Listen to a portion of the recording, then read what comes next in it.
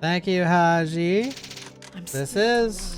If you closed your eyes and I explained both games, you'd think this is the remake, if that helps. Your eyes are closed? Okay. You guys don't believe this. I heard there's a rumor that in the remake, you know how the original's like super linear?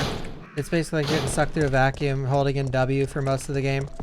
Well, apparently in the remake, there's like 7 parts in the game where multiple choice comes up, and depending on what you choose, and all of the combinations actually affect one another, it changes the cutscenes to the point that like you could play through the game like 10 times and still not see some of the cutscenes. They're adding 2 extra endings, okay? They've added 6 extra costumes, and now when you beat the game, a lot of people are curious to what happened after the events of Raccoon City with all the 8 main characters, Hunk, Sherry, Claire, yada yada. Well, it gives you an epilogue. It tells you where and what they're doing, which is really cool. They're just rumors, but yeah, they added a whole new section, the clock tower. They did take away the sewer, but that's okay.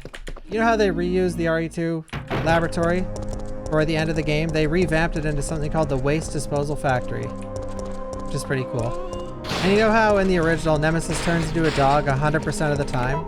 Well, in the remake, depending on your choices, he either turns into Rocket Nemesis halfway through the game or Tentacle Nemesis halfway through the game. Oh, and they actually made it so Jill goes to the RPD station. You know how it was really weird in the original?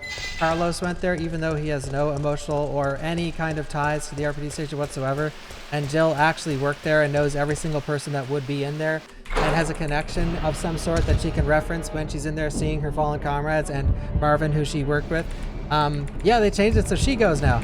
And they're adding an extra mode actually called the Mercenaries. It looks really cool. And when you play in the Mercenaries, you can actually earn stuff for the main game, adding even more replayability. Isn't that crazy? Oh, and you know how in the original, when you kill Nemesis past the 2nd time, he just drops ammo? Well, now he actually drops parts to entirely new weapons. And he drops an assault rifle. And if you do it in New Game Plus and you kill him every time, he drops infinite ammo on the final drop. Isn't that cool? Oh, and instead of just a shitty upgrade for the base pistol, he actually drops an entirely new pistol. And it looks like it's gonna be one of the coolest in the franchise. Oh yeah, so you know how in the OG, you just used mine rounds with your grenade launcher? Now there's a mine thrower, and they changed it so you have extra freeze rounds now.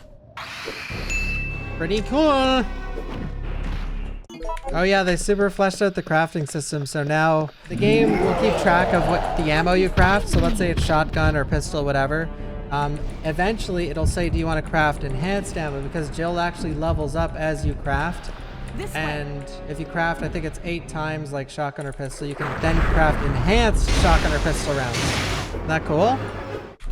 The one downside is, it is pretty short, but to counteract that, it has some of the most replayability in the whole franchise. Yeah, they revamped Brain Suckers, then they even did a derivative of them called Drain Demos. In fact, they added quite a few new enemies. Oh well, I don't want to spoil that. They did add some extra bosses.